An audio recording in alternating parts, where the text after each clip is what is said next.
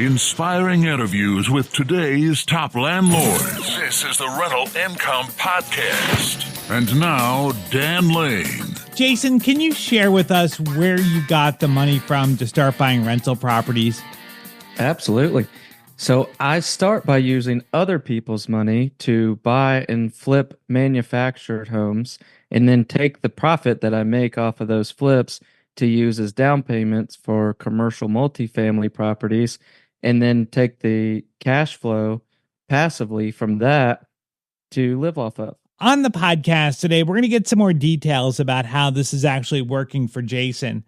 We'll talk about the types of manufactured homes he's looking for, what he's doing to fix them up, and how he's selling them, and then how he takes that profit and buys a small apartment building. We're also going to take a look at a deal. We'll see how much money he's making and what he ended up buying with the profit. Joining us on the show today from Wilmington, North Carolina is Jason Velie. We'll take a quick break to thank our sponsors. We'll come right back and we'll talk to Jason. It's a lot of work to find a really good rental property. And when you actually find that property, you want to make sure you're working with a lender that can get that loan closed. The lender that I recommend is Chaley Ridge from Ridge Lending Group. She's a nationwide lender, and her specialty is helping investors finance rental properties. She has a ton of loan programs, and she can find something customized to you for your situation. If you want to find out more or you're ready to get started today, just go to ridgelendinggroup.com. That's RIDGE lendinggroup.com. NMLS 42056. Rental Income Podcast. The first thing you're doing is you're using other people's money to buy mobile homes. What are you looking for in a mobile home? Yeah, so fantastic question. So there's a few things. First of all, I'll clarify that I do not buy mobile homes if they don't come with the land. I'm not in that business of moving them and setting them up, etc. There's money to be made there, but I'm not really interested in that route.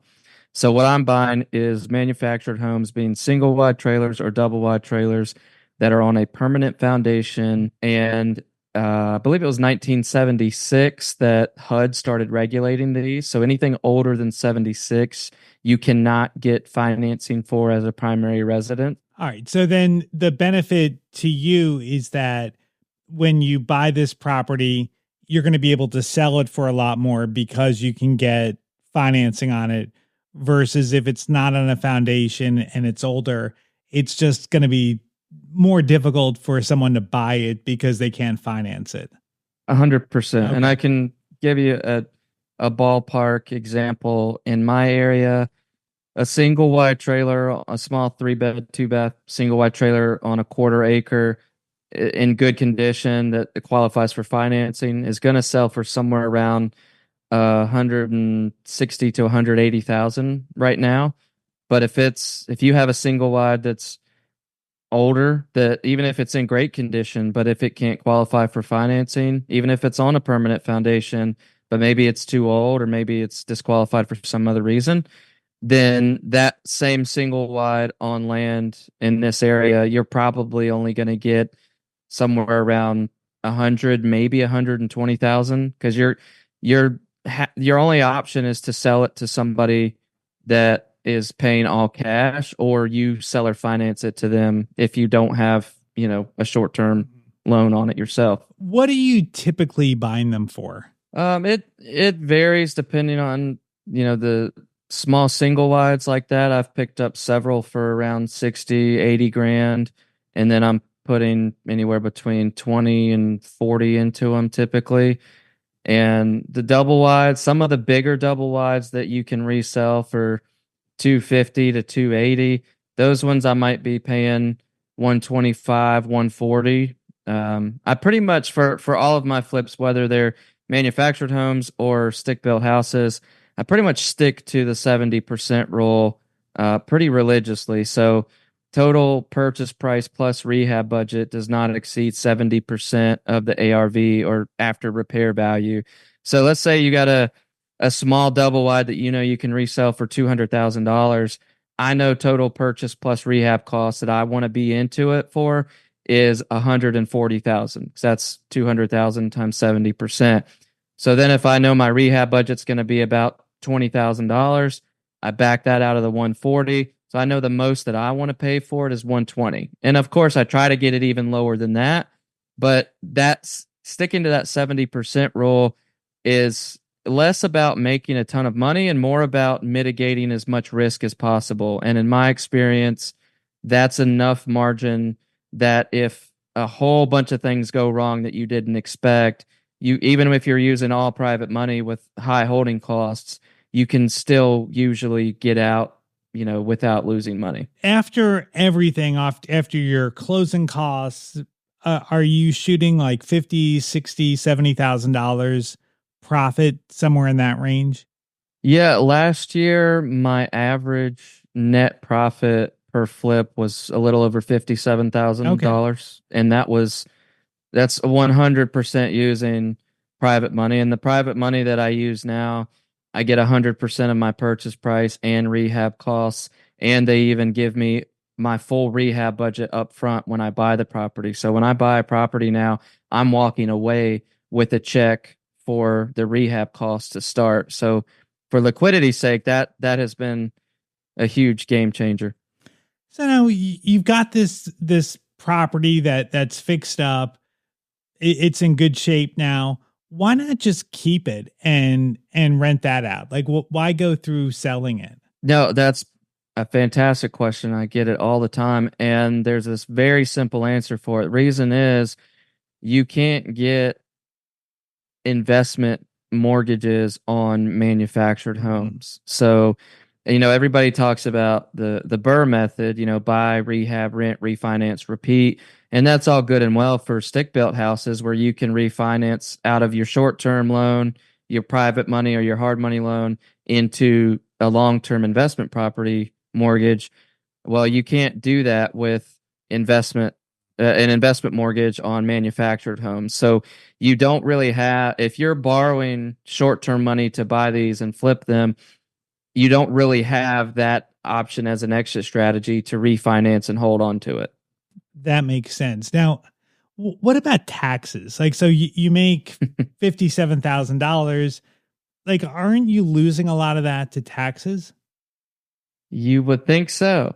However, because I am using the money as down payments on apartments, because I'm buying apartments and holding them long term, I do what's called cost segregation studies, and we can get deeper into that if you want to. But basically, that allows me to take a tremendous amount of depreciation year one when I buy those apartments. So I can have, $800,000 worth of net flipping income in a year and legally pay zero taxes if I have bought enough apartments to where through cost segregation and accelerated or bonus depreciation, I'm able to have enough depreciation to offset that active flipping income.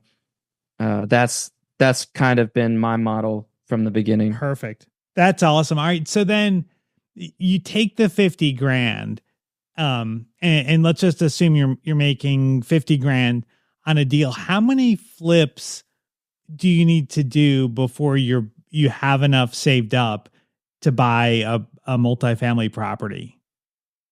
It completely depends. One, it depends on how successful the flips are. I think my worst flip, I only profited like 18,000, and my best flip to date, it was 136. Although we're working on one now that should be well over 300 that I'm pretty excited about. But other than that, it depends on the property. So all the properties that I buy are completely off market. They're sourced either by myself through my marketing and my acquisitions manager, or from wholesalers and connections in my network. And so the multifamily properties that we have found have either been directly by me through a handwritten letter or through my online marketing, or from a wholesaler friend doing text blast campaigns. And how much money it takes to buy those depends on how we're buying it. If we're buying it with a regular commercial mortgage, I'm going to have to put 20% down. And so that depends. I bought my first 8 unit that I bought for only $450. I only had to put 90,000 down. So that doesn't take that many flips to get that. But on a 20 unit that I bought with 20% down, that took probably somewhere around 300,000 out of my pocket as a down payment. But on the other end of that spectrum, we've got some deals that were seller financed to us. And so there's one 16 unit complex that I've got that the guy only wanted $75,000 down, which was only 8% of the purchase price. And just a few weeks ago, I bought an RV park 100% seller financed, no down payment, 4% interest, 30-year amortization with a 10-year balloon. So I didn't put any money down on that. In fact, I got money when we closed because of the prorated rents, and it's already cash flowing day one with huge room for growth. So it all depends on the deal. Okay. All right. So let's talk about that 8-unit building you mentioned.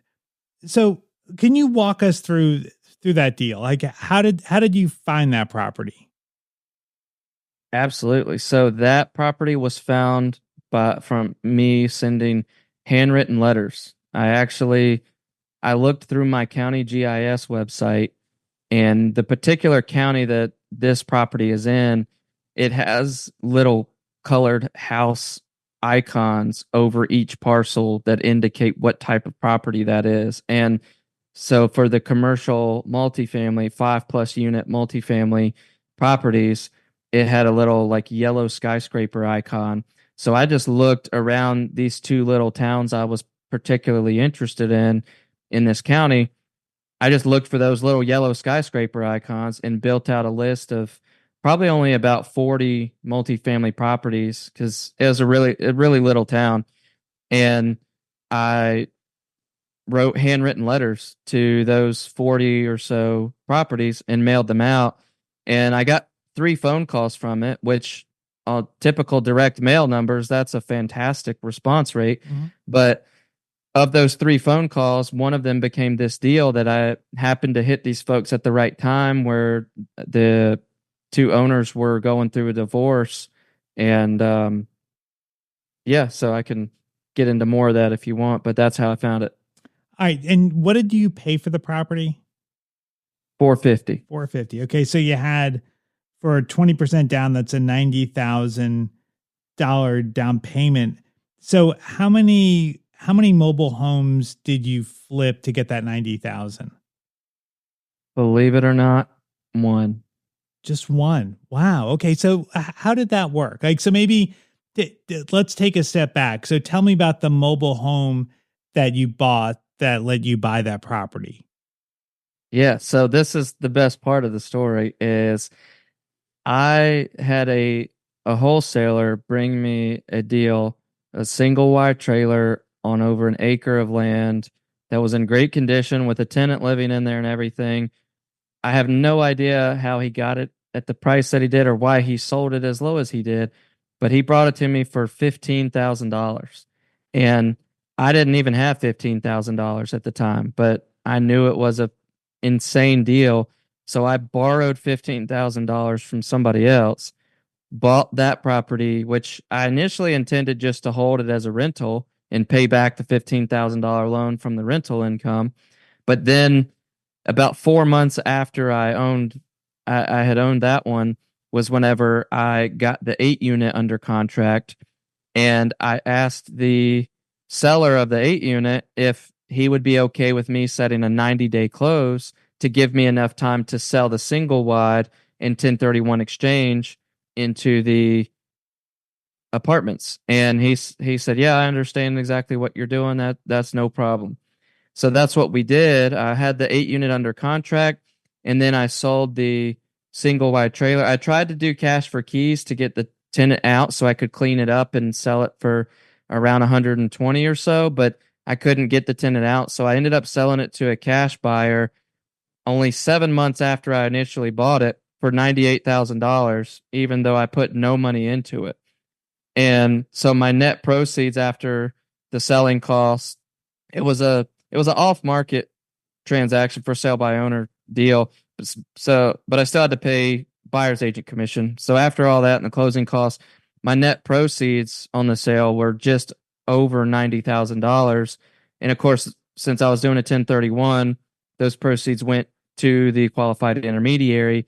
And then on the day of closing on the 8 unit, the qualified intermediary wired those proceeds from their trust account to the closing attorney for the 8 unit property. That's incredible. So you're really just moving money around. I mean, you created this equity by buying a good deal. You took the profit on that and then moved it into an 8 unit building. Like that is really just mind boggling that you were able to work that out. Now, how much cash flow does that property generate every month after you pay your mortgage and taxes and insurance and repairs or whatever else comes up? How much do you make every month on that building? Yeah. So first, I'll let you know that, to be fair, I'd got an insanely good deal right out of the rip. So this property probably was worth 850 to 900 when I bought it for 450. So it's just that the rents were really low because the owners didn't want to risk turnover, so they didn't keep up with market rents. So market rent so this is a 2000 build 8 unit with a new roof, all 2-bed 2-bath units, almost 1,000 square foot each. It's gorgeous. And I think market rents were $850 at the time, but their average rents were only like $675. And so I made them an offer based off of the cash flow it was currently producing, and they were okay with that. Now, fast forward to today, average rents are, I think, about $1,050, and market rents are probably $1,200. So market rents have gone up probably 30% just in the 2.5 or almost 3 years now that I've owned it. And I can't even keep up with market rents because it's going up so fast. So now, to answer your question in a long roundabout way, it's cash flow with a property manager handling it. It's pure net cash flow around $3,500 a month. Wow. And then all that equity you've created by buying right, how much do you think you've made in equity? I would say that now is probably worth around 1.2, and I think I owe around 320-ish, so probably 900-ish thousand in equity. That's incredible. Absolutely incredible. So tell us about your rental portfolio. What does your portfolio look like today?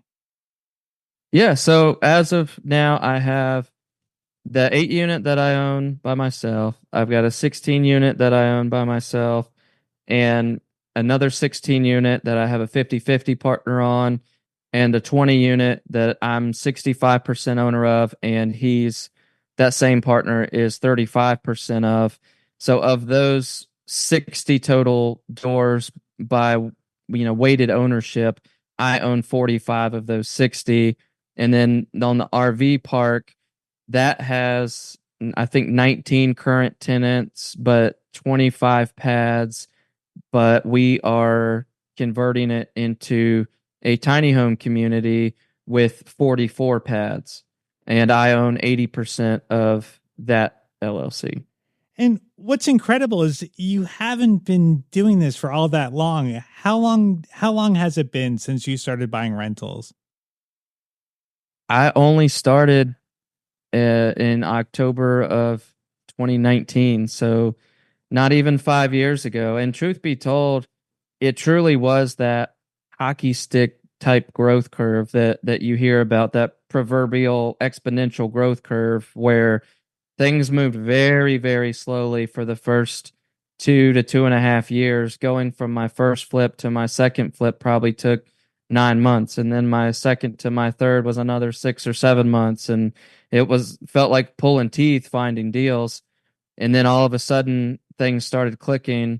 I started building out systems and processes. And then, only 2.5 years later, go from 0 rentals to where I'm at now. What a great system. 100% of the flipping money goes into buying more rentals, and then the rentals generate cash flow, and that's how he puts food on the table.